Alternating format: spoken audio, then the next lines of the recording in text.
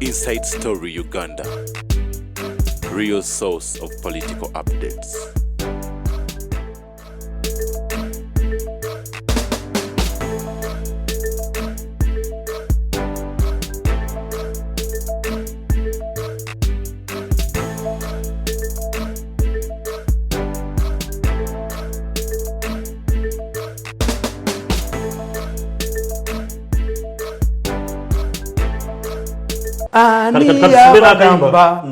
Ani abagamba hey Mirundi mumusobola hey musobola bali abo mukyalo hey abambale empale z'emivumu tamutugeze mukumulira kakati ngubulire kwechogera kusonga yettaka era ne state house bweri bwekiri ndi when president created that state house yali alaga kibuga abantu bamubushinga yali alaga gonde bamwambushinga you were lucky you have a president who is courageous. How can you ambush a president? Can the president search it for a solution? Na take a office here. Neba lawyer bajigaya kubatiri mu mateka. Arbitration. Kati hina babine bajiyingiramu because land is name zita me nange office yo neda. Ulimo mukuru kubita boji nasani. Akoze ibintu bingi. Yali kutakala feri mutumbo. Woli yali juzi yakadaliga ya kayungu yali kutaka yaba. Ati singa tufuna pick up. Singa tufuna pick up na ine tumukuba. Siko akoma. Na duka ne bamuyita mu chiko ne bempale ne bajimujjamu. Kubanga oyo. What they don't know these people. If I come to State House and I find a Museveni assistant aid talking in the language of the criminal, bamuvaya abagambi abaje baraka mu State House fetu abasoseyo. Kitufu. Yes, buchiri. Yeta kaneba mukubireyo. Ajje mu lukiko bempale bajimujje mu kasayo gereketa bya Museveni. Ndi kwatuli wa Museveni uli mu bempale. Museveni bajimujje ate abasajja batya okubambula mu empale bagala kwambula za kazi. Omusajja olumukulu mu empale ne makansi bakutaka. Empale ne bagisala ne makansi nadukanga yekutte wakati. Kasamba Mirundi ngamunana. For you a Catholic, you are not a Catholic priest. You have married. You have deviated from canon law. A person who expects from a Museveni aid must speak Museveni's language. Yes. Or protect it. One of the cardinal duties to other disease, Museveni directed them, not to ensure that people are not evicted. Biagana kubanga takalimu sente nyingi. Yes. Ekitegeza migo era mutufu pick up 10 zibalukiddewa oba kiro lubalukiddewa nga mutukubira ziri ku standby tuyinza n'oziteeka mu region ezenjawulo at one time can acquire an helicopter within 6 months I will be solving this eviction kasaba bakubale ekiragiro kya kooti ne bagikaaya tewali kiragiro kya kooti kubanga mwe bakweka nti if we want to defeat Museveni you hide in parliament. You hide in Mumateka. Kuba Museveni cannot violate the law. Kati bamuziga. Museveni amateka ye nazalawe. Parliament has directed. A judge has directed. A commission of inquiry has Museveni umuwangudde. Okay. Kyobala asanganga kyangu kufuga amaje. Jesu ya moja ni moja hata ina koti maso. Kitufu. Ewalala wonna ataina control wafu. Kuba bamuziga. Is it a democratic? Yes. Is democratic. Gende kugata nabbe abaliko tebayina negonde n'obuyinja matu. Era ba ministers abenjawulo bakaragala ku nsonga z'eby'ettaka omukyala n'abakoba temuli makulu ngamagalo kwandi musolving ensonga z'eby'ettaka musoke ku State House amateeka panado ku by'ettaka amateeka panado mateeka mugaveeko panado n'abakoba tetumunyoma tetumubuusa kubatajja kukola omulimu yagenda yali n'abakoba neyeyita yali n'abakoba nga musoka neyeetumba n'abakoba n'agenda mu kika ky'empologoma abo kasitola bayita ba matakumbiri emengo gyali neno gyali kati matakumbiri hakuna msituni omusayira aganti matakumbiri hakuna msituni enyuma teine gyesula esula ku kono oba esula ku ddyo matakumbiri takola kintu ali nengo emenge mu black mairinga neno ba mu black mairinga wetaga matakomoja matakumbiri hakuna msituni abaswahili bagandi matakumbiri hakuna msituni eno gyali neno gyali kati gwe nyuma ojibalira wayadyo bayakola nyuma yadyo I have never seen where land has been solved amicably. Mau bakwata abazajja abazungu ne babateeka mu ttaka. South Africa fought, Zimbabwe has fought. England 1,200. Tell me where land has been solved amicably. Leaving that aside, now come for looting as a minister. Nti n'agenda ab'ekika kyabe abajjukira avudde mu poliisi. Nedda bw'oli mukyala muganda alina okuba agobera obuwangwa bwe. Ekimujja kuba nti nno. Gwe ffe tuli Baganda tuyina we tukoma we batukomye obujozi bwabwe. Kati kunabakooba tukwesiga okuba nti ogenda kubutwalisa ekitaka era nga tukusaba. Okulaga okuba nti okola ku nsonga z'ettaka tandikira mu State House muli kambayambe ku myonga. Oyo omwana bamunoonya. Aliwa. Oyo Kasolo batta n'omuntu ne bamuteekako. Where did the murder case stop? Parliament yagenze mu recess weeks kunonyeza ku myooga. Because you don't need the whole parliament. The Minister of Finance would put up a committee to find out why people policies have failed. You started with the rural farmer scheme, failed. It ended up draining the resources of UCB. Nemuji capitalizing with 95 billion, nemuji tunda 45 billion. Chigundo na jibagulako. All of this what you have grappled with, wherever attempt has failed. Na wandika mukatabo kangana. Nemba gamba. Factors that will affect Museveni in 2021 polls. Nenkaba kwandiki. Abo batu mwebaze bannwanyisa. Nalimpa nzina katabakala how to manage scientific elections. Nzobongo mbuyina. What they did, mbwajeka chu ninja patta bana mu. Nkugamba nakawandika. Ninja babitente emitwe. Authored on Wednesday, January 22nd, 2020, at my home in Kabalagala. Completed at 3 p.m. Nabagamba. Nti Africans are capitalists by nature. Bimukole ebisimenyi sako which cannot work. Except if a sako is an agent of additional capital. Era mukutandika bagamba nti sako mwewola but esako y'emyaka 5 ng'ebadde mu existence yetuwa.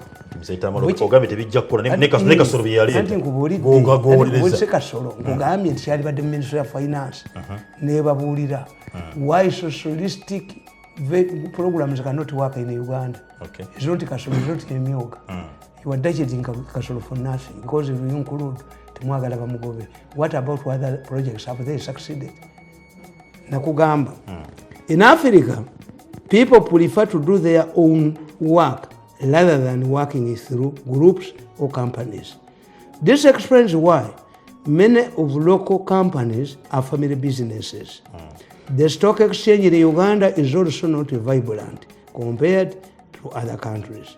This implies to groups are dominated by individuals who are either educated or more exposed than other members.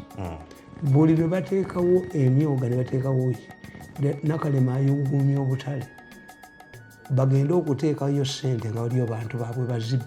This is what Museveni does not understand. When Museveni brings the money in the city, you will see explosions in taxi industry, in the markets, replacing leaders because the money is not intended to be there.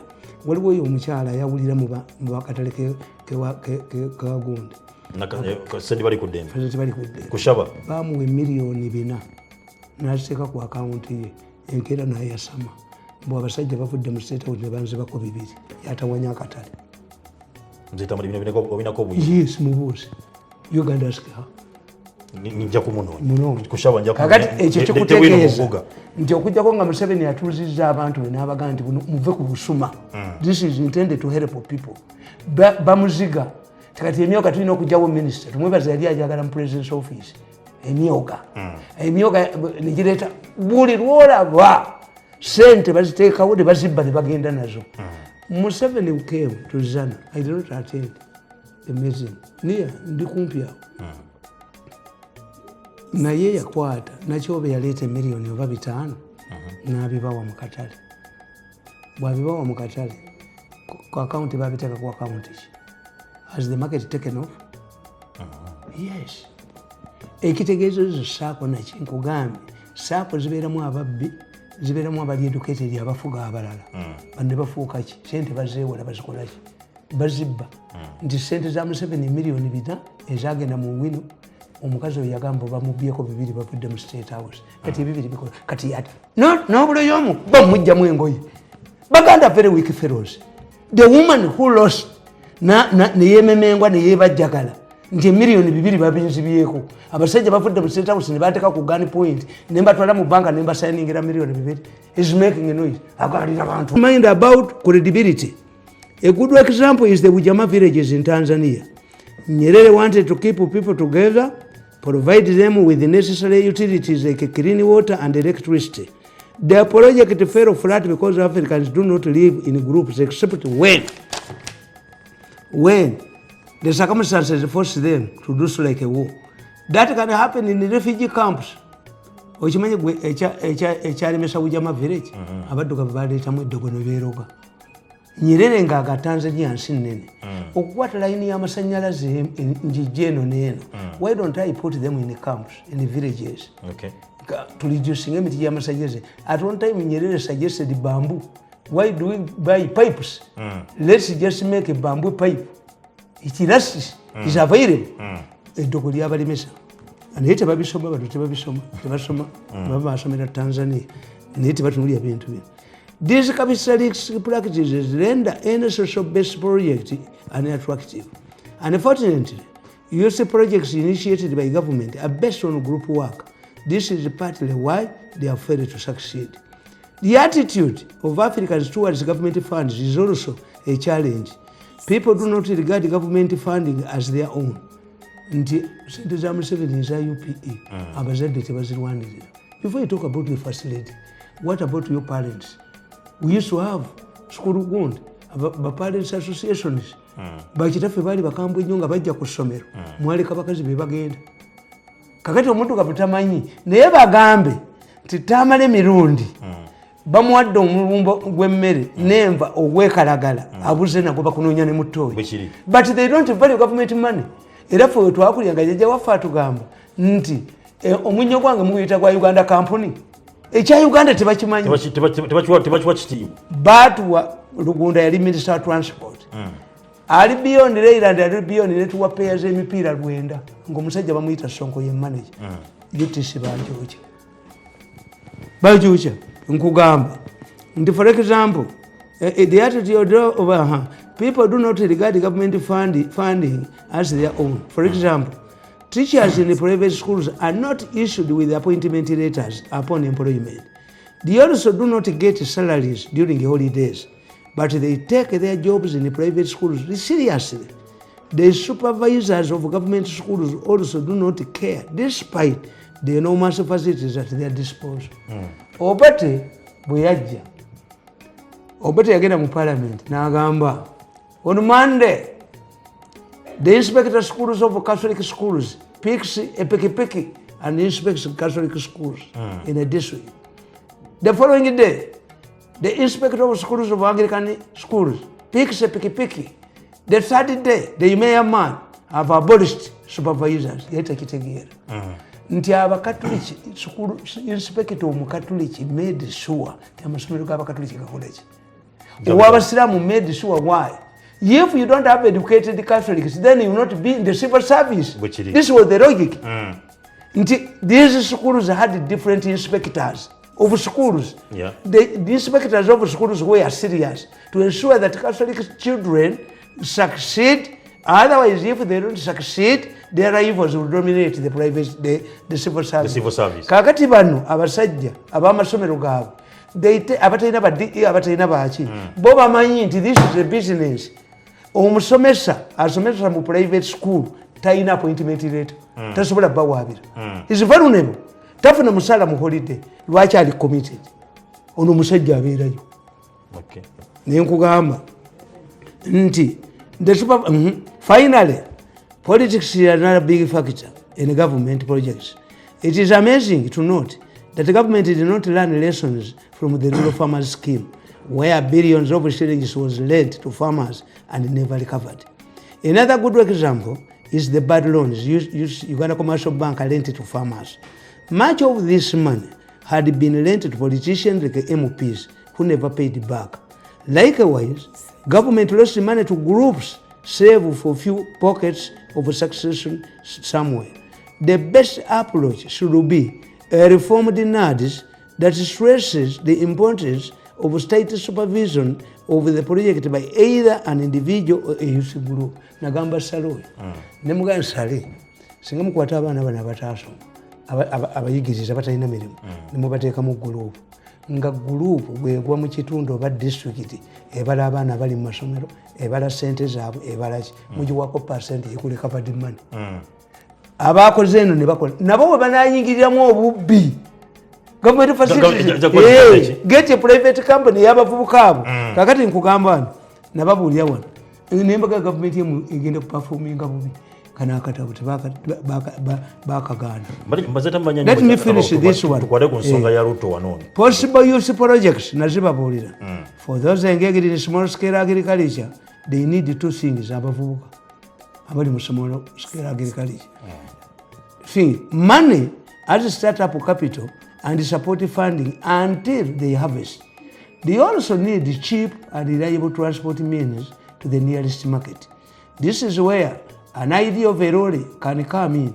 However, it should be given on condition that the handlers should ensure proper maintenance and ensuring it is used for the intended purposes only, transporting the produce to the market. Government should establish coolers near the market because agricultural products are perishable. A cooling facility will help younger producers. Nti mu kitundu nga mulina ennyanya zammwe kakati ng'akatale nakasera baleeta ennyanya nga bazituddeko ne bajjako ezibootoozi bazitwalawo genda mu Owino. Waliwo omusawo Muganda yito kati genda ondeete ennyanya yalemera mu Owino. Half of the produce is wasted. Yes. Naye nkugamba government should also invest in sports to nurture many talent youth who remain in the villages because of lack of facilities to develop their talents. They should be identified at an early stage and encouraged to develop. There should be a policy of constructing a modern stadium in every district of Uganda. Kagame kyeyakola atuuza African Cup. Bwekiri. Ekolanga. Anane Kagame Cup number. Nabagamba nti nsinga ndi mu ministry wa sports. Siteekawo Kaguta Cup ng'ezannyibwa district nekiro ne bajja ku league. Ne batuuka ku league ne bajja final match ebeera wa 26 January. Kaguta Cup. Omanyi nti oyo omusajja era nze mwewuunya. Musajja bamuyitaani atunda ebya sports. Katumwa. Waliwo omusajja we Jordan omulangira yali ayagala kubeera president wa FIFA. N'amu identify nga mu East Africa. Kabusenga yamukuba nti yakotta omukazi. Naye ababukedde sikukuba ennyondo wange eddoko lirinnya mugwe Kabusenga nesikukwasa nnyondo. Naye bamwe bababumba mu bbunga kyabatanyiiga. You write about me, you come in my shop. Omanyi kyekitegeeza omusiraamu omuwalabu omuga nti wakotta omukazi bizinesi egifiirwa. Kabusenga n'aleega entwe ye n'agenda ne kateekawo ekirala. Simanyi friends of Gonde of Cranes era bubbeyo n'akalala kali mu ne bakuba mulindi omwogoza ne bakuba mulindi kati bugenda ku kisaawe n'obula akasajja kano kabetenta mbiwuunya mmwe different character gye wabba akambe tolyayo mpaate. That's why the Baganda say if you steal a knife, don't expect to eat peeled bananas in that home. You stole the knife. No, akambe wakatwala. Yes, atogera kamalize. Nabagamba, I pointed out that the government has committed a big blunder to create an impression that is responsible for problem youth. The government should also invest in sports. They should be identified at an early age and encouraged to develop. There should be a policy to construct. I pointed out that the government has committed a big blunder to create an impression that youth unemployment is its responsibility and that it should be the government to provide the solutions. I became bold. Nabagamba nti emzobe gyengenda mbagamba. If your father did not prepare for you, you must work. Era ffe Abaganda tukimanyi obuvubuka bwe bukolera ki bukolera obukadde omuko omwavu amera amayembe bw'asanga nazaalawe nti amutomedde naye ffe abalina lumamye tutuula nabo. Yes, omuko omwavu akanya kugulu okugulu okola yassa enkumu lumbe n'okugulu mbuliri toyinza kuba mwavu ate nga ne baatula enfu. Kakati Muganda is told to work for himself, not to expect. I hear even the cattle keepers, because they are my friends, nti baliyo okusumbuusa enti ne bakuwaayo naye you must have olina okubeera nenti okusumbuusa naye gwe n'ogamba nti eriyo gavumenti egaba ssente ne balumba mbu abavubuka balumbye minister babawe sente. If it is a responsibility of government to give you money, then we should have a policy. Before your father impregnates your mother, we should inform government to plan for you. Why do you why do you quarrel at a party where you're not invited? Political opportunism. Your unemployment is a ratio that changes from country to country. Yes. Otherwise, the ratio all countries, even these countries that have welfare societies, the economic countries, what they do, they sustain you if you fail to get a job. If they identify a job for you, list. And they tax their rich people heavily to sustain you. Kakati ate mu Uganda revenue authority tejja kubagaga sente vice versa. Yes. Tulaga wange. Hey, naye bw'owandiika bino tebabyagala kubanga oba bino biri deliberate, buli kyolaba kiri deliberate nti mulimu akibbiramu. If government keeps silent as it is, and the ICC releases the list of 63 surgeries, including miracle surgeries, they will create a stampede in hospitals. People will abandon the hospitals. You would just say, we have put up an inquiry on allegation of this, because the ICC wrote to government through the Minister of Justice, Otafire Nebamugobago. Nebajiwono ono gundi oyo musajja wa UPC era naye nebamugobawo. Hajati Mukwaya ne Bigirimana nga bayina evidence. Nebavaawo. Bonna babagoba. Tumwebaze n'atuulawo. You cannot protect a pregnancy. A girl cannot hide a pregnancy. It has exploded. Because if it explodes, government should have mitigative measures. Let us investigate, change the system. Cameras in Marwari. People who run away from hospitals en masse have kept this information for this purpose. Doctors will be pound stone. Abantu bajagenda makaga baboche. This thing I'm a mad man. I'm not mad. I'm helping you. If I release these names, the 63 names, prominent surgeons, baja betta abantu. Baja kulumba amalwaliro n'enkoni n'emiholo. Government must come in. Government the story is there. These people must board planes on the 14th. The case commences on the 15th. And for me, this is my last date wait for my man. If it does not come, Simba itakula majani. Simba, you cannot kill me. A person you have failed to kill in the last, nabatandika 2 mu 2018 mu nnumba ne mumkuba mu nchaise Museveni. Kakati Simba koze iki? Mimi nataka pesa. Sitaki matatizo. Sitaki kuzungumza. Sitaki kuambia. Sitaki kila kitu. Mimi nataka kitu moja, pesa yangu. Pesa yangu. Compensation to go home and invest and start a new life. I will never join the politics. Ewa mzee Tamale. Ngomaliza okuba nti otegesa mbadde nsaba tukwate ku nsonga y'okuba nti nno waliwo obuzibu bwava butwala kulembeze w'omu Kenya.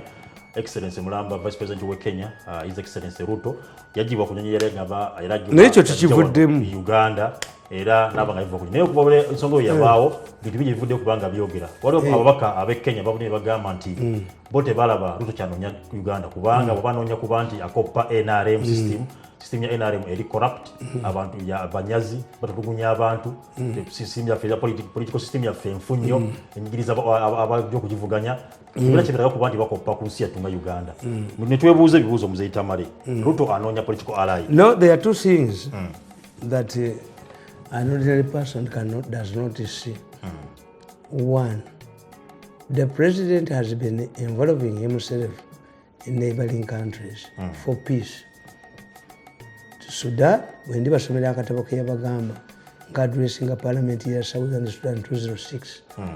Ya politics ng'ebintu bino. Nabagamba nti mufunye ennyama. Naye kayiti esobola ogiba bbako. Ennyama mugiteeke ku ffumu. Kayiti bwejja effumu ligivumite. Was talking about a strong army. Kubanga muje mutamanyi, you don't have a think tank here, but other countries think. The Sudanese government ya Bashir ngezi has existed for many years. Kakati in a diplomatic isolation. When you have a diplomatic isolation, you tend to put up a strong foreign department. Much mutayina. Nabagandi, the biggest diplomat Uganda has is Museveni. Timwazimba diplomatic corps, a stronger diplomatic corps. 2, timudi abantu bambasa. Timusajja nga kutesa abaddeko. President wa General Assembly is not a joke. Do you use mumulabamu value? Ayebali mumulabamu value. Let us wait. Kakati nze nkugamba kuba ina problems mbida I don't want. Nkugamba ti Sudan ya kibala. If we allow Southern Sudan to be peaceful, it will precipitate a destruction of Sudan. The people of Darfur will also demand independence. Let us make sure that the Southern Sudan independence, people regulate as we regulate. Ndakuwa nti omusajja bamuyita bazira. Yagamba nze ngenze musiya kusaba bazungu batufuge. Kyenda kugamba wano. Tibomula bemmeri muga nti eje kube Museveni. Singa Rwanda etukubi. Kubanga mwesiya muti mukikola ki? Tanzania yabuchupayinga kono yite mwakkiriza. Everything you say when you bakubaka ekyapa kyettaka poloti n'ekyapa kyettaka okikanyuka kati Sudan yabala. Bashiri yasooka n'abagamba nti mufuse tufuuse ba president babiri vice president babiri. Galanga did not want a divided Sudan because it was a canon in the Sudanese army. Soldiers are not tribalists. But America had its designers kugitemako ekoleki to create a buffer between the spread of Islamic fundamentalists kubanga Uganda bin Laden yali wao yali wao yali mu Sudan yamalebe batulebe bani basine yejja kutwabi ne bamuwa amafuta to be rich.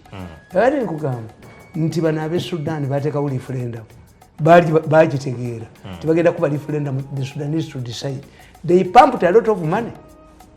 America bagala macha because Macha has a doctrine in their university. But the Macha is not marketable. This is what is causing trouble in Southern Sudan. Era bwe beetema mu mukita kyakuzannya. Bwe baava wano nga bafuna akasozi nga nakasero nga bajjeno bonna bazimba k'amayumba abadinka n'abanuuha. Olutalo bwe lwabalukawo lwava mu State House. The Dinkas targeted the Nuwas. Amaka gaabwe baali bagamanyi. Nalaba emirambo mu Southern Sudan mu Juba nga churches zijjudde. Nabano nabo kye bakola ne bagenda ewaabwe mu Nuwaland nabo ne batema abana abadinka mu barracks. Same thing that happened in Biafra during Nigeria. Kakati in Sudan nogiteekawo. The Rwandese, we failed to understand. Bakwatako Kanabi ne bamusiba. Kanabi yagamba nti Museveni yavisinze province ye ya 40. At district ye ya 40. At that time we had certain 9 districts. You see, the question of sovereignty for Abasoma international relations for Chimanyi. I always tell you, I grew up in my elder's family. But the moment he wants to influence me, era olwaba agendeyo ku munaala nabaga nti bwatapuka munange simuyita nange mukola nze mulinda nakulinga mumanyi. If he wants me to in something, he comes. Mukuru ogamba otya. He respects me. He did not educate me to control me. Kakati sovereignty omudduga tutagimanyi. Nti Israel has the strongest lobby in America. But America does not control Israel in spite of the fact that nti was sent imperative. Mwete mukisobola. Mumuloza ndimujja kufuga. That's why marriages abagagga tojja kuba ku mwana wange kubanga amuwasiza. No, siwasanga ku kitaawe. Kakati Rwanda, the question arose of sovereignty. Nti who liberated the other? Yes. The two, Kagame is not Rejema, who had grown up with Museveni, who had a fatherly figure. When Rejema was killed, they went and killed Atiba Yingana Negundi. They both started the back. Twali tumanzo kutuka ekibuye nga tulekera Kigali. Within 3 days Kigali yali agenda kugwa. Kakati atolo Olutalo luddayo ku zero. Kagame n'aluwerwanira mu kiyeekera. Kakati gwomulagira. Tuyita mulagira. Yes, we failed to know nti this is now a sovereign state. Olunaku lumu president yalambula Kabale. Yagenda alambula South. N'avuga from Kabale n'ayingira Kigali. Baatukuba emigo ku boda. Nalweso bamukwata mu mbugo mbwayina mu pisto. Yes. Kinene nnyo. Anti kubuulira. Neyeze nalikikyalinga abaserikale ne mbagamba. The president does not have senior diplomats. there was no way Museveni could drive from Kabale to Kigali. Did he address the guard of honor? He would have gone to Entebbe, board his presidential jet, and then enter Kigali, Kanombe International Airport, inspect the guard of honor, and go to the conference. But extending his trip from Kabale inside Rwanda is annoying. Are we connected to your district? Because they have this feeling already. What do want to go to a feeling already? Yeah. Yes. Yes, mutunulire Eritrea ne Ethiopia. Balwana wamu. Currency yemu bakubagana olutalo lw'amaanyi ennyo. Control Eritrea ne yekutulako. So Africans don't know sovereignty. Tinona akuze. Kakati Kenya 2007 yali ebaninga. We went in a cargo plane with Museveni. Nga inenga tondala neno ndala yali alwadde ki. Nabaga nti kyagobesako n'abantu mukaaga ne bawuliriza. Ningende ngona pito kimulemi. Ningende ba president ne mugamba nti by the time we arrived nga baga nti fe twakikoze aba people ne muga no. By the time we arrived to a foreign country, I was not directed nti mbagambe ekigere tebakukikola ki. Kakati oba ekigere kyalabise kati kye tuba tulwana nakyo. It demonstrates how committed to help the country. President abeera metallic talwala and he agreed. Abaana bonna ne bakomawo. Bibali bakubi bonna babaza. Naye president yagenda mu cargo plane, he established a state house. Naye luli yali ali Raila nani ne Kibaki. Nga he shuttled between state house na wano nani. Era Museveni left laying a strong foundation. Lwakubati bagala muogerako. Authenticate the elections, results, stop fighting, authenticate the elections, and then amend your constitution to provide for jobs. Or what Prime Minister Yalim, Mwalimu Vice President. Okay. All of these were good proposals of Museveni. Navayo, nebaleta bemineni Africa, bale sane. Kakati Raila nadira, nebadira omulamuzi bamuyita Waki. Kibaki gwe yali agobye ne baga nti tukwate ebya Museveni omulamuzi ono abuulirize ani yatta abantu. Kakati omulamuzi gundi oyo omulamuzi Waki yali akolera mu nkwazaani za Raila Odinga mukutta abantu yalimu bali between Uhuru ne Ruto be batta abantu oli yalina jerira muzeeyi ono ng'alina munguki. Raila teyabirimu yenga ali bbali kati bale ye Kibaki was the Kikuyus were only interested in one thing. Can Raila enter our government? Can he recognize Kibaki? Cause Raila mugezi focus yeri mu kulonda kwa mmeka okunaddako okwa 2012 omulamuzi ng'agenda akwata amannya ataano ab'okutwala Hague. Nga frustrating all efforts of the local tribunal chembagambye wano. The government would have accepted nti waliwo okutta abantu mu malwaliro neteekawo bogus inquiry ne recommending the purpose of an inquiry is to buy time, divert attention. Yes, anti kubuulira muteeka anti mukikola mature people tebalina mature kugula bantu. You must have a group of intelligent people. This now is history. The battle now is between Ruto and Uhuru. Why? Ruto tebagala nangako na Uhuru. Oli yali muyusi for Kanu 1989 Ruto ngakuba abantu akola ki moye yabaleeta mu 89 bakuba yaleeta mulongolongo agoba abakadde ne bagenda naye yafuna nti yaleeta Ruto naleeta Cyrus Girongo naleeta Mudavadi yaliwo nafuuka vice president aleetani Uhuru ekintu kye yashibala ye mathematician. Kakati today the issue is the three factors. Okay. One, Museveni bamumanyi nti architecture mubazi nti kakati Museveni luli abadde abalira bonna kuluna agudde olubege abalira Ruto amagezi ge bakamanyi nti Museveni zerishikiteeka bwagobe ekitakola ki. Kakati ekyokubiri the president nava kusonga emuze Tamale teyingiza mu anti buli jagenda kutaasa buli jagenda kutaasa ne bamukkiriza naye kulunaga nti omukazi anobe Uhuru abuuza anoba alagawa luli obadde ojja kutabaganya bufungu anti kakati kyekubulya ekyokubiri nti Ruto having humiliated Ruto as a vice president it will be political naivety to accept Ruto to succeed him ajja mubonyabonya kyenda kugamba nti no leader can hand over power to a hostile person after seeing what is happening in other countries but successors kyebakoze kandi Museveni hand over power to Besigye likewise Uhuru Kenyatta cannot hand over power to Ruto. He will revenge. He rather yagamba nti kamuwe ono Raila kamuwe kyabadde tasuubira n'abakyaliwo bafugeko mukadde ye gambo gyayina two gambos okuwa Raila ne ligase ye gyakoze akoze nnyo mu economy akoze construction akoze kakati ekirala which is more interesting ekyokusatu nti they think that Museveni wants to be the first president of the East African Federation. Uhuru says but Uhuru has no job now. Uhuru sayina mulimo ate yagamba this is my last and final alagewa international duli mu Africa bwewavanga ku bukulembeze we found nabaga nti president bamugambako Condoleezza Rice why don't you become the Secretary General of UN. Museveni nabaga nti tubye mupaka siraike Annan yasanga gundi bamitanga Masire owa Botswana nga ali ku Commonwealth wali former president alinga Museveni bibi musesa kakati Raila you see Uhuru is going next year. Museveni completes his term in 2026. He cannot double. Okuja nga bakitadde mu protocol nti the first president of the African Federation will be the current president. Uhuru has no job.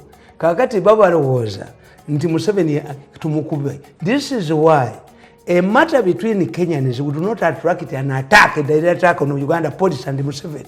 They are disqualifying Museveni as a future nti nekyo for East African Federation ekyoba president kati kyekiri mu contest names Tamale who is better mutumi na Uhuru ne wana waffe Uganda economically ani asinga mu Kenya ne Uganda problem yayo Museveni has good ideas but his problem is a subterfuge which is handling singena kubanga sokko Uganda ni for better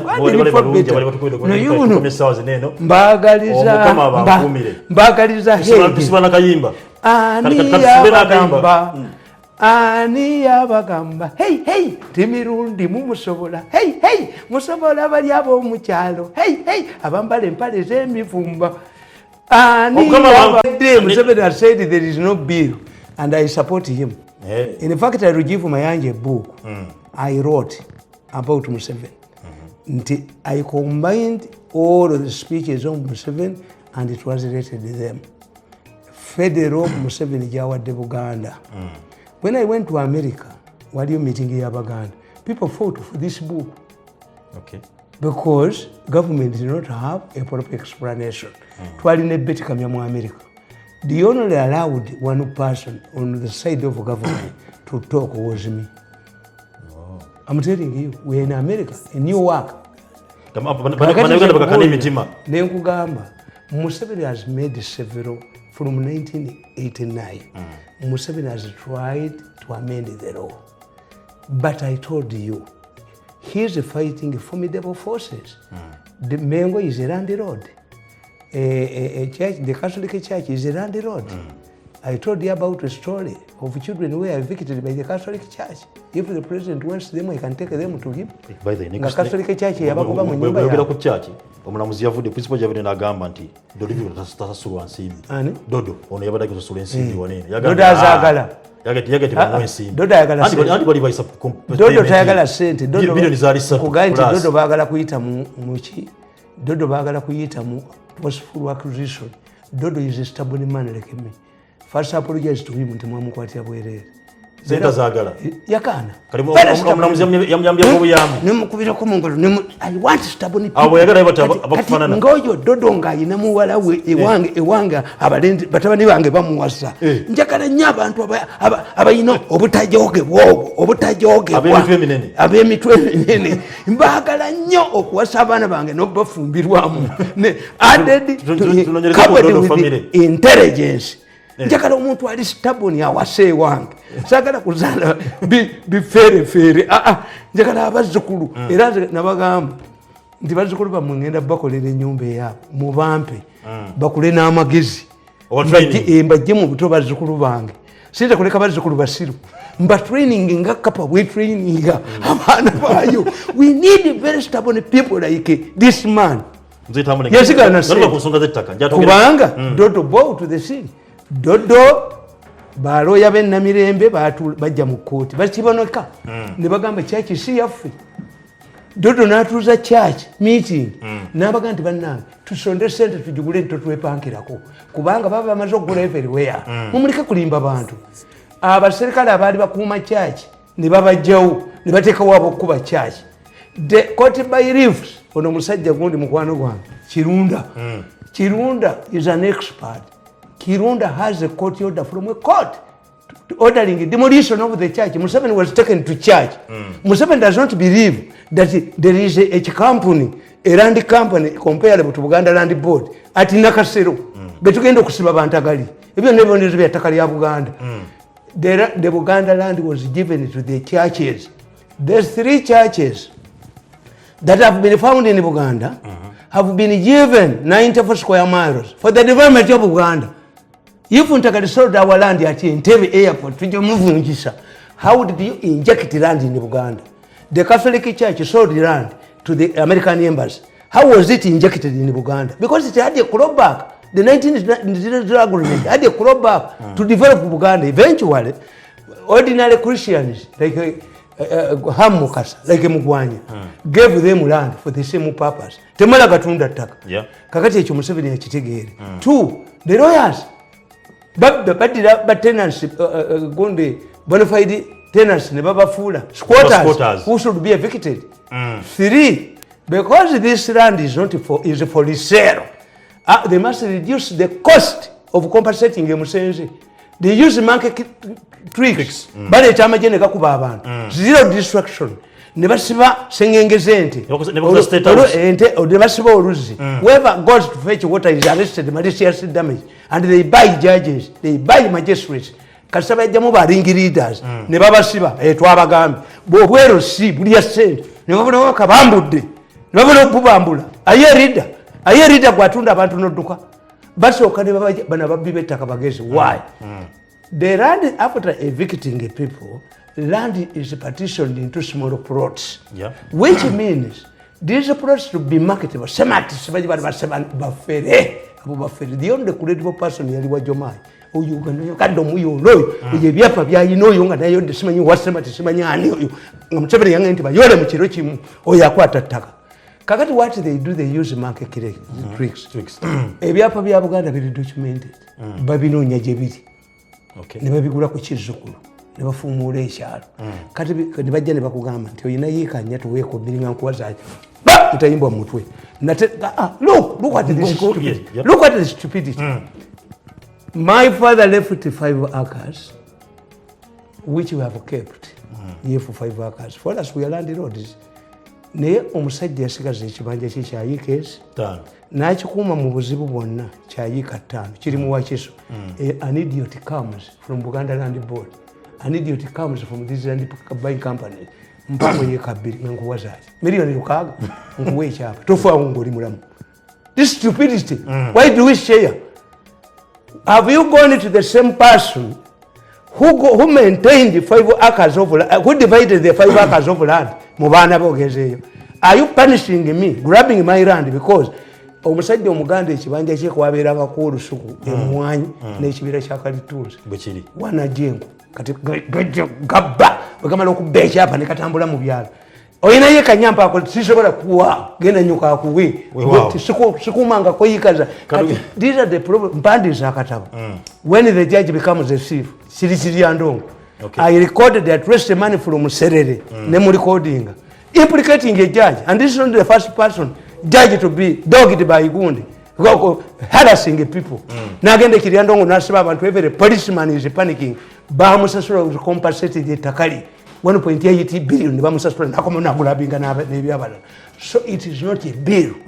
It is courageous people like me naffe twekolerwa ekibi Museveni yakola bibanja gundi ne babagula get up people like me tugule pick up meka ogenda gula pick up tugule pick up 10 okuli abakubi b'emiggo nga mukuba masimu nembwa enjizi Museveni atukize twerwaneko tukole jera yes anna kugambye the black revolt of Britain England in 1200 how did it start muzatameka todeka tumalize ensonga ita yes. Kwa tugena mu ngenda kuba ngamba kambisoka nomuze Tamale omulamuzi n'agamba mbu contempt of court n'aba police ne bajja contempt of court gwe mulamuzi wasoma mu Latin how long does it take somebody to become a judge do you study in Latin what makes you do you have to marry organs what makes you a service to the population you cannot harass me mumpeyo poloti mubafumulire mbasomese I can solve this land problem without a law in 6 months by just acquiring abakubi b'emiggo and pickups